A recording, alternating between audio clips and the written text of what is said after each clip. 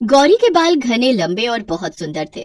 उसके बालों को देखकर हर कोई उसकी तारीफ जरूर करता था, पर शादी के बाद गौरी के लंबे बाल घूंघट में छुप जाएंगे, ये उसने कभी नहीं सोचा था। गौरी की सास यशोदा देवी बहुत ही पुराने ख्यालों की थी।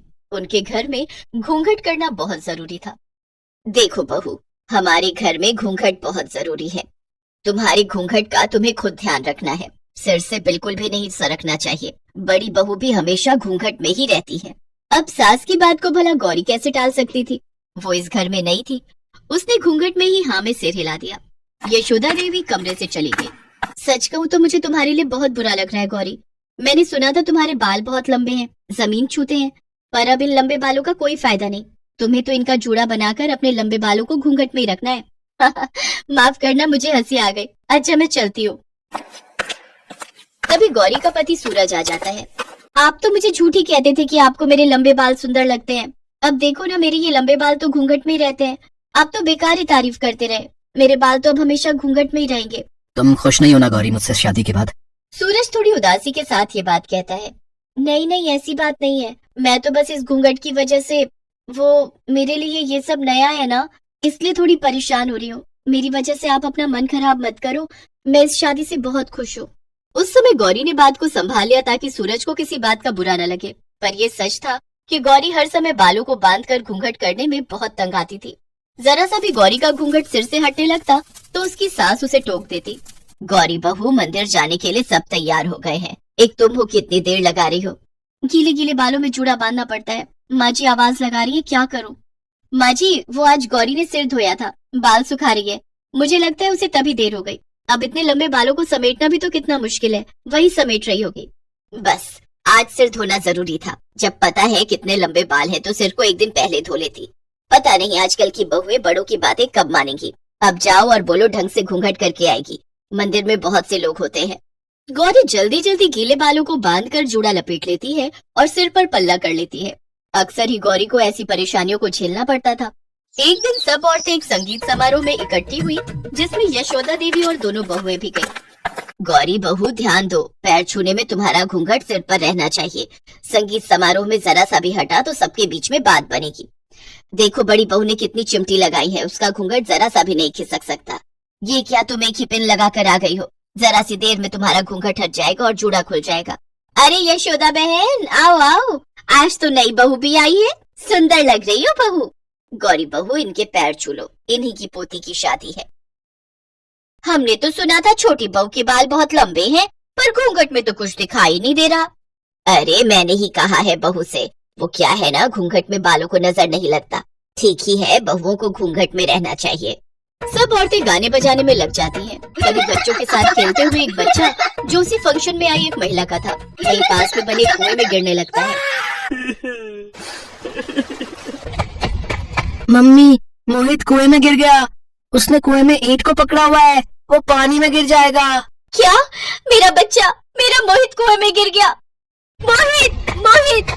सब औरतें चिल्लाने लगी। किसी को भी कुछ समझ में नहीं आ रहा था। तभी गौरी दौड़ती हुई कुएं के पास जाती है। उसके पास अब एक ही रास्ता था।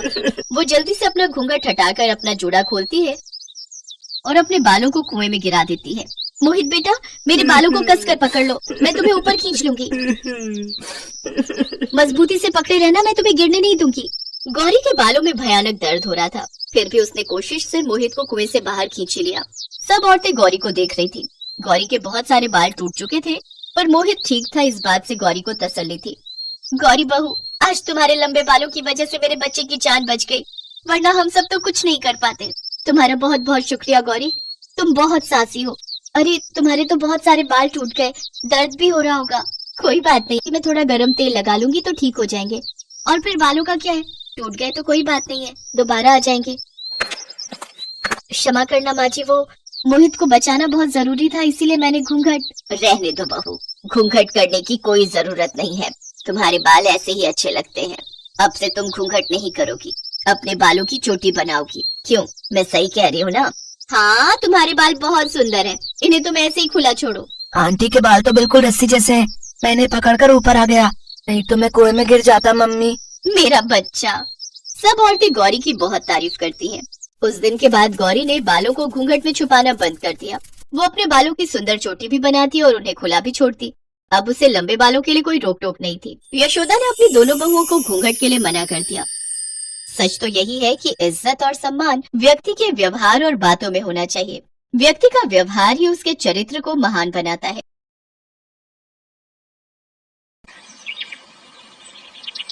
जड़ी बूटी ले लो, बाल बढ़ाने वाली जड़ी बूटी, सिर्फ 5 रुपए में। बाल बढ़ाने वाली जड़ी बूटी सिर्फ 5 रुपए में? जरा देखो तो। सुधा को अपने बाल बढ़ाने थे, उसके लिए अब वो कुछ भी कर सकती थी। उसने बूढ़े आदमी से जड़ी बूटी खरीद ली। उस आदमी ने कहा, इस जड़ी बूटी को जोर जोर से पीसना, पीसने से तेल निकलेगा। उस तेल को सोने से पहले अपने बालों पे लगाना। जड़ी बूटी लेकर सुधा घर चली गई। तभी सुधा जड़ी बूटी पीस कर तेल निकालकर और उसे अपने सर पर लगाकर सो गई। और अगले दिन सुबह नींद से उठने के बाद उसने देखा उसके सर पर जितने भी बाल थे वो सब झड़ गए हैं। सुधा ये विश्वास नहीं कर पा रही थी। कहते हैं लड़कियां लंबे बालों में ही अच्छी लगती हैं, लेकिन सुधा के बाल बचपन से ही छोटे थे। उसके बाल बढ़ते ही नहीं थे। ऊपर से वो सांवली भी थी और दूसरी ओर उसकी बहन राधा के लंबे और घने बाल थे और राधा गोरी भी थी। इसीलिए राधा बचपन में हमेशा सुधा को चिढ़ाती थी, तू तो मेरी सगी बहन नहीं है, तुझे तो माँ और पापा रास्ते से उठाकर लाए थे, नहीं तो तू इतनी बदसूरत कैसे है। ये सुनकर सुधा हमेशा रोती थी। माँ पापा देखो ना राधा क्या बोल रही है, माँ पापा देखो ना। राधा और सुधा की माँ शमिता कहती थी, रो क्यों रही है सुधा, राधा ने कुछ गलत तो नहीं कहा, तू बदसूरत है, तेरे सर पर बाल भी नहीं है, मुझे ऐसी बेटी नहीं चाहिए थी। सुधा का पिता भी उससे प्यार नहीं करता था। सुधा को हमेशा हर किसी से नफरत ही मिलती थी। ऐसे ही बड़ी हुई सुधा हर रोज वो रात को रोती थी और भगवान से प्रार्थना करती थी, हे भगवान कुछ चमत्कार करवा दीजिए, मेरे पैर तक लंबे बाल उगा दीजिए, प्लीज भगवान प्लीज। और इसी तरह सुधा और राधा दोनों जवान हो गए। आज सुधा को लड़के वाले देखने के लिए आने वाले हैं। सुधा आईने के सामने बैठकर तैयार हो रही है। उसके सर पर अभी भी ज्यादा बाल नहीं है। वो आईने में अपने आप को देख ही रही थी कि तभी उसकी माँ आ गई और ताने मारना शुरू कर दिया। यहाँ ऐसे बैठे रहने से कुछ नहीं होगा, जल्दी जल्दी करो, नहीं तो ये लड़का भी हाथ से चला जाएगा। वहाँ राधा आ गई और बोली, माँ मुझे तो समझ में नहीं आ रहा है कि आप मुझसे पहले इस भूतनी की शादी क्यों करवाना चाहती हो। राधा बेटी, इस भूतनी को तो पहले विदा करना पड़ेगा, नहीं तो बाद में कौन इससे शादी करेगा। एक बार बस ये सर से उतर जाए, उसके बाद मैं तेरे लिए बहुत अमीर और अच्छा लड़का ढूंढ कर लाऊंगी। माँ आप सभी मुझसे इतनी नफरत क्यों करते हो, आखिर मैंने किसी का क्या बिगाड़ा है। तेरे सर पर बाल नहीं है सुधा, तू बदसूरत है बदसूरत, तू मेरी बहन कहलाने के लायक नहीं है। थू। सुधा रोने लगी। वो पूरी जिंदगी रोती ही आई है। अविनाश नाम का लड़का सुधा को देखने के लिए आया। शमिता के कहने पर राधा अपने कमरे में ही बैठी हुई थी, क्योंकि शमिता ने उससे कहा था, बेटी तू कमरे के अंदर ही रहना, नहीं तो लड़के वाले सुधा से रिश्ता नहीं जोड़ेंगे। खैर अविनाश के साथ सुधा का रिश्ता तय हो गया, लेकिन उसके लिए बहुत ज्यादा दहेज देना पड़ा। उस बात को लेकर भी शमिता सुधा को ताने मारने लगी। सुधा मन ही मन सोचने लगी, अपने घर में तो मुझे शांति नहीं मिली, शायद ससुराल में जाकर मैं खुश रहूंगी। सुधा की शादी हो गई और शादी वाले दिन ही अविनाश ने राधा को पहली बार देखा और देखते ही उसके प्यार में पड़ गया। यार मैंने इसे पहले क्यों नहीं देखा, कितनी गोरी है ये, कितने लंबे बाल हैं इसके, इससे पहले मिल लेता तो मुझे इस भूतनी से शादी नहीं करनी पड़ती। लेकिन अब कुछ नहीं हो सकता था। सुधा अविनाश के साथ ससुराल चली गई और ससुराल पहुंचते ही सुधा की सास विमला ने सुधा को 1000 काम थमा दिए। रसोई जाओ और सारे बर्तन मांजो, उसके बाद खाना बनाओ और उसके बाद पूरा घर साफ करो। मत भूलना कि तुम्हें इस घर की बहू सिर्फ और सिर्फ काम करवाने के लिए ही बनाया गया है। ठीक है माँ जी, नहीं भूलूंगी। सुधा बिना थके काम करने लगी। उसकी सास और उसका पति उसके छोटे छोटे बालों को लेकर मजाक उड़ाने लगे। तुम्हारे बाल तो मुझसे भी छोटे हैं सुधा। ये तो पूरी नौकरानी लग रही है। हाँ हाँ, मुफ्त की नौकरी। अविनाश मजाक उड़ाता ही गया और एक दिन उसके साथ राधा की मुलाकात हो गई। राधा को अपने लंबे बालों को लेकर बहुत अहंकार था। वो सुंदर भी थी। अविनाश को उससे प्यार हो गया और राधा भी अविनाश को पसंद करने लगी। और एक दिन अविनाश और राधा ने शादी कर ली।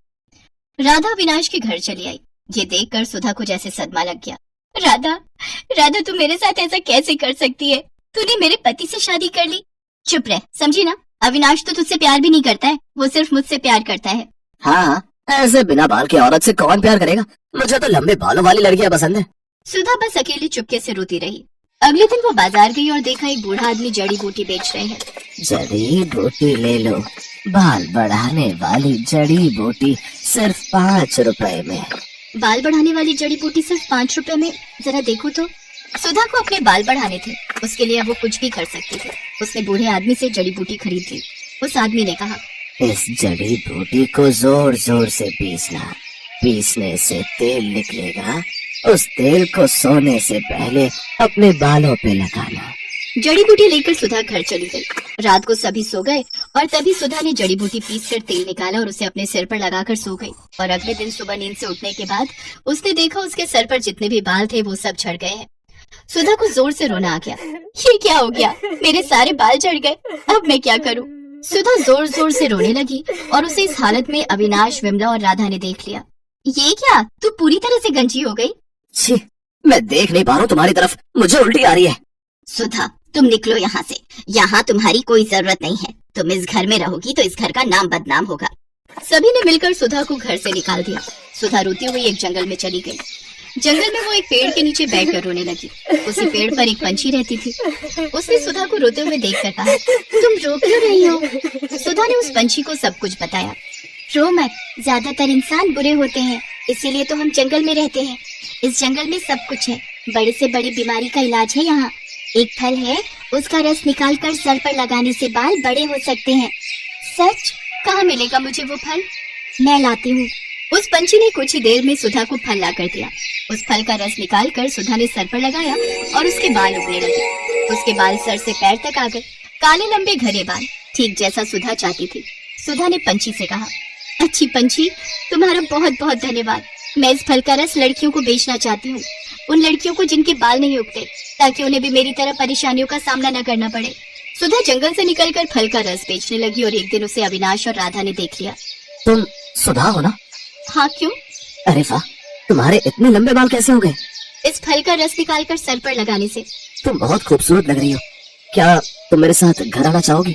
ये सब देख और सुनकर राधा को जलन हो रही थी। उसने फल का रस लिया और पूरी बोतल अपने सर पर डाल दी, लेकिन उससे असर उल्टा हो गया। उसके सारे बाल झड़ गए और वो गंजी हो गई। ये क्या हुआ मेरे साथ? मैं गंजी हो गई। बहुत अच्छा हुआ, यही लालच का नतीजा है। बचपन से आज तक तूने मुझे चैन से जीने नहीं दिया, अब देख कैसा लगता है। और हाँ विनाश, मैं फालतू लोगों के साथ नहीं रहना चाहती, तुम रहो अपनी पत्नी के साथ। राधा का अहंकार मिट्टी में मिल गया। अविनाश को भी गंजी राधा के साथ ही रहना पड़ा और फल का रस बेचकर सुधा बहुत अमीर बन गई। चारों तरफ उसके बाल के चर्चे होने लगे और वो खुशी खुशी जिंदगी बिताने लगी।